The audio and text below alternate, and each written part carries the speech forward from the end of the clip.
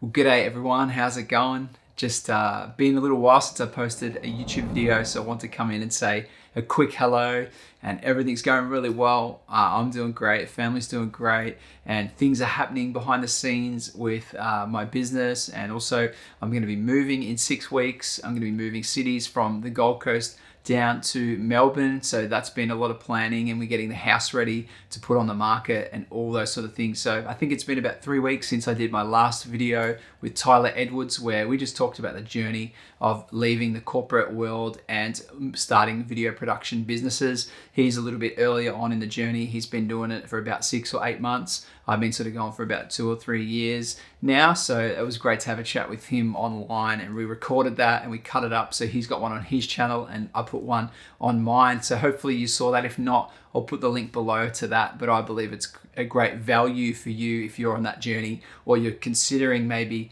moving into video production at some point in the future, or maybe you have a dream of having a video production career that you want to move into later on. So I've put that video out for you, for someone who's thinking about what could it look like, what might it be like to go on a bit of a journey and change your career and pivot.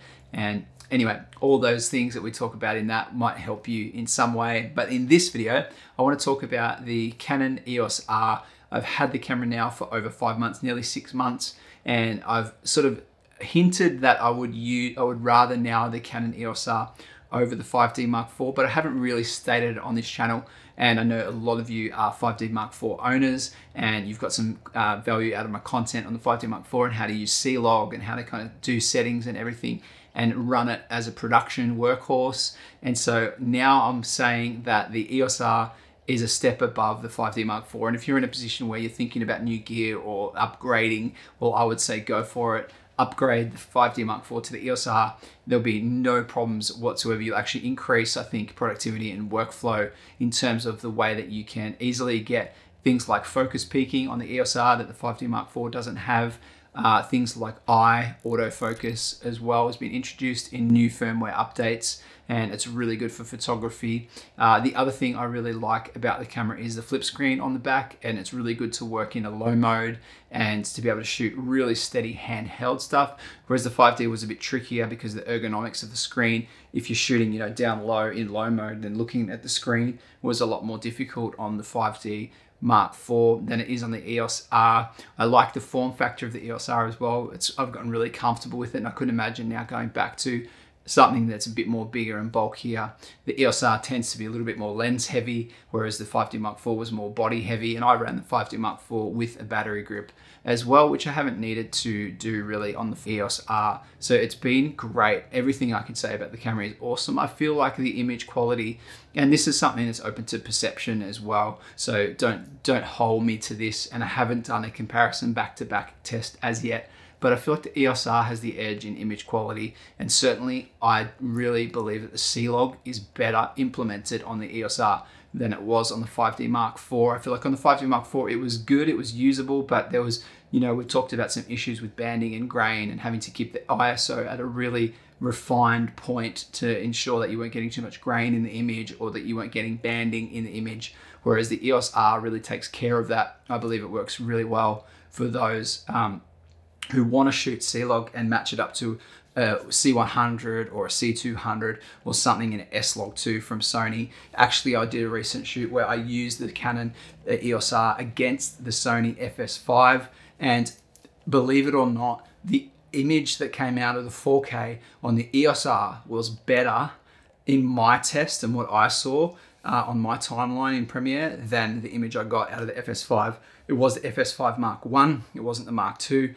I just felt like when I was in the edit that the image coming out of the EOS R 4K was just that little bit superior. Now, I did have a kit lens on the FS5, one of Sony's kit lenses, but it's quite a sharp lens. It's not a soft lens, but I had a really good L series lens, the 24 f1.4, set at 1.4 on the EOS R. So it could have been a lens difference that was causing that image to look a little bit crisper on the 4K out of the EOS R, but it was literally matched up. Now, if you think about the FS5, that's a $10,000 camera, and 10,000 Australian dollars. And so you match that up to an EOS R, which is what, $3,000 body, maybe I got a couple of thousand in lenses, so maybe $5,000 all round kit, and you match the two up together and they're almost imperceptible. So that's where I just see the EOS R having an edge, even on bigger productions, and you know, a camera that really packs a punch for the price point and what it's aimed to do. It can really hold its own against higher end gear. And I know that many have said that it's a great companion for the C200 as well. So Cineline users,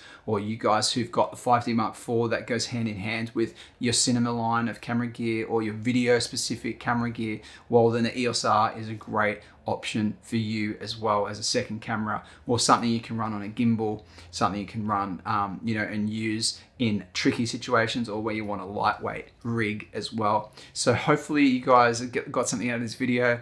Yeah, comment below, like if you guys have got any questions whatsoever.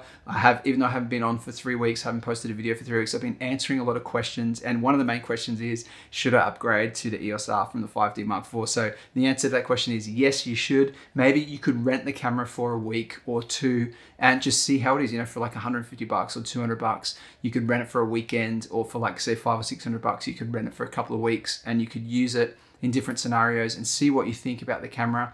By the way, this is not endorsed at all by Canon. They haven't reached out to me yet to do any videos for them. None of that has happened yet. So this is just me letting you know that I'm loving the EOS R, and maybe it's going to be that next step for you as well. So thanks so much for all your support, and as I said, comment below, and if you want to DM me as well, you can on Instagram. My Instagram handle is Michael J Drowley, so just Michael Drowley with a J in the middle. So get onto me on Instagram as well and ask questions if you need answers. I can give you those to the best of my ability anyway, and I can help you on your journey to creating better content and to upping your game in all things creative. So thanks so much for tuning in, everyone, and we'll see you guys in the next video. Bye for now.